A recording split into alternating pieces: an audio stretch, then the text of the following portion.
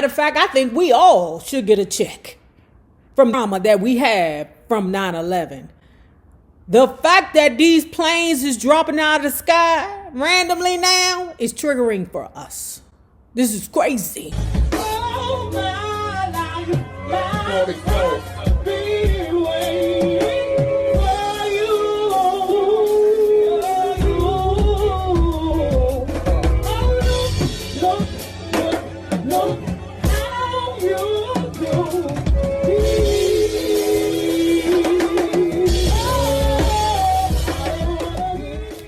I turned on the radio and heard a familiar song.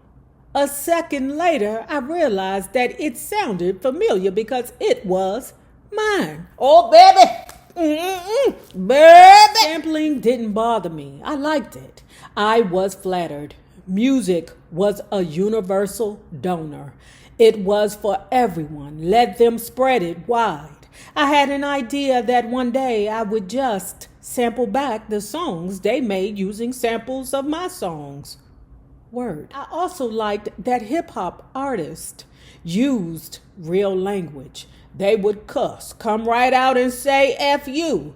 If that's what they meant, they would say MFer and ninja, the way that real people said it. Those were only some of the new songs that I heard on the radio. I heard Prince. People said that he was the new version of me, though they also said he was the new version of Little Richard and of Jimi Hendrix. Some days I understood what they meant, and other days I didn't see it. One night Arlene was at the Roxbury on Sunset and met him. He only spoke to her through his bodyguard the way he liked to do. She mentioned that she knew me. He said that he wanted to meet me. She said she could help set something up.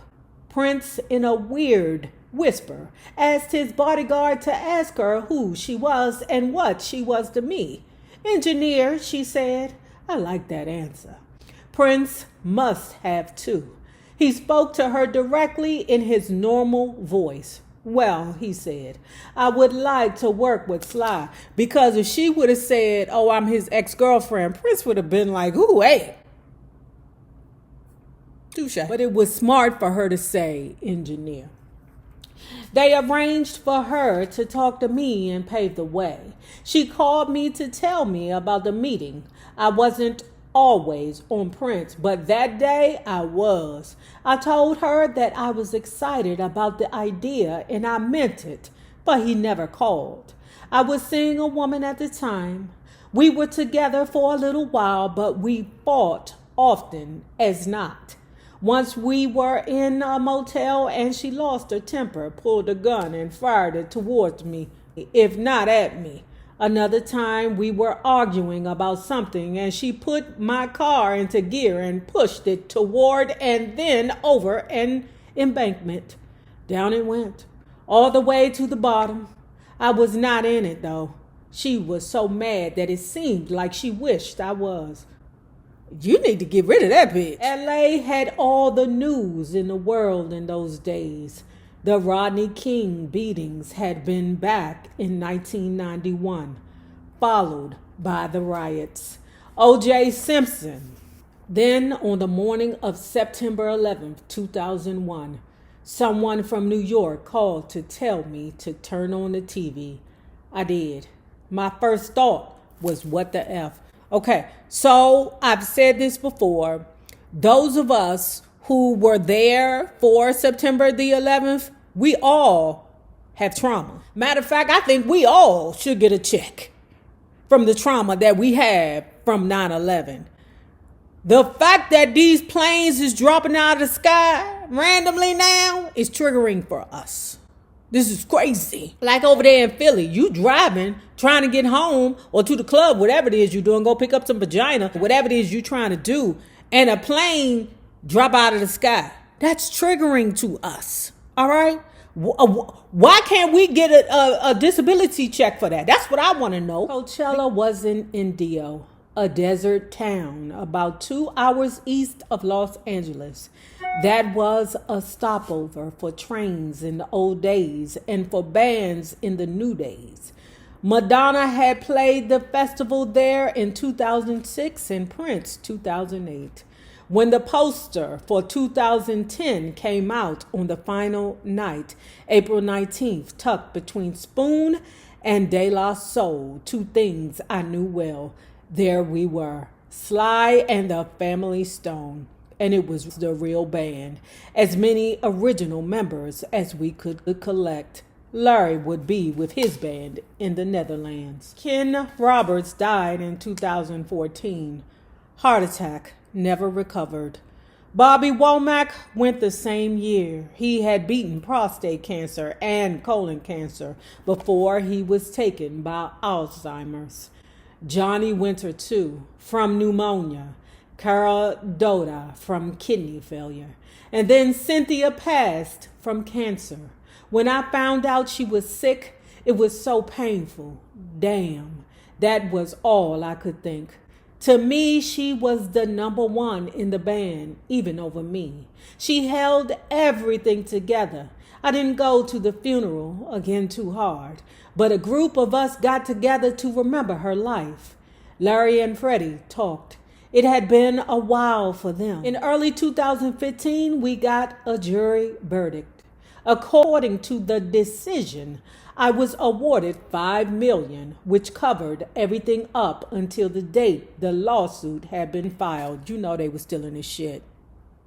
And he needed to be paid. And he had every right to be paid.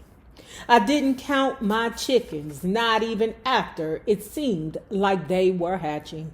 I knew how the system worked, meaning that I knew that often it didn't work.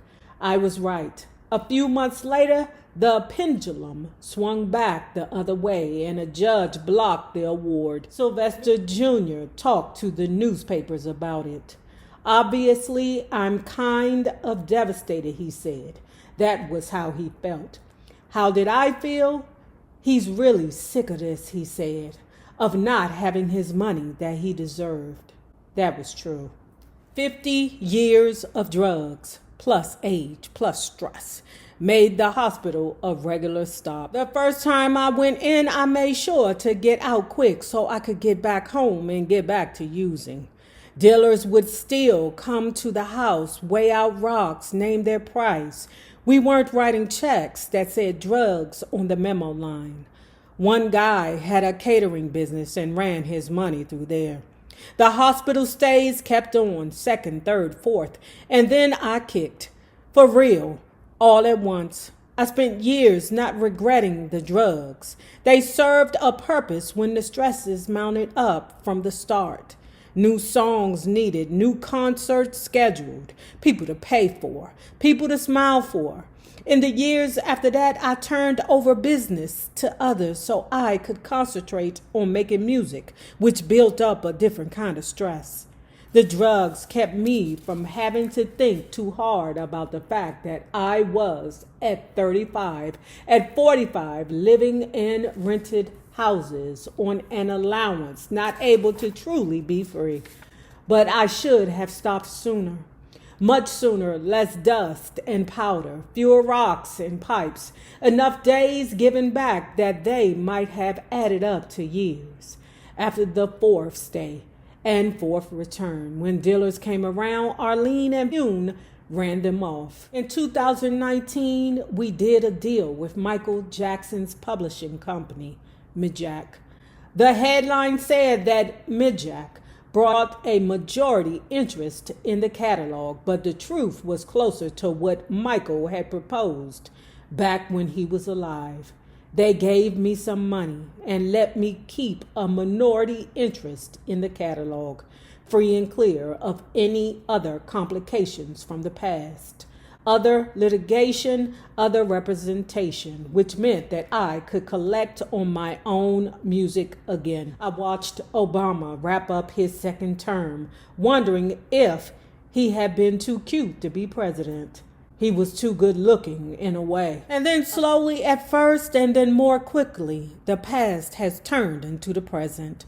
I'm in the house, TV on much of the time. When people are in the news, I try to learn as much as I can about them. When Bill Cosby had his trial, I watched all the coverage and whatever old shows I could find. When R. Kelly had his, I watched every special commentary. I keep my ears open for songs that connect back to my music. I feel proud when I hear it echoing in what other people make. I had forgotten that Janet Jackson had used "Thank You for Letting Me Be Myself Again" for Rhythm Nation. I didn't know that Kanye West had used the Mojo Men's "She's My Baby" for Hell of a Life. The other day was my 80th birthday. Kids and grandkids came over to the house. People sent video messages. I even played a little harmonica for the family.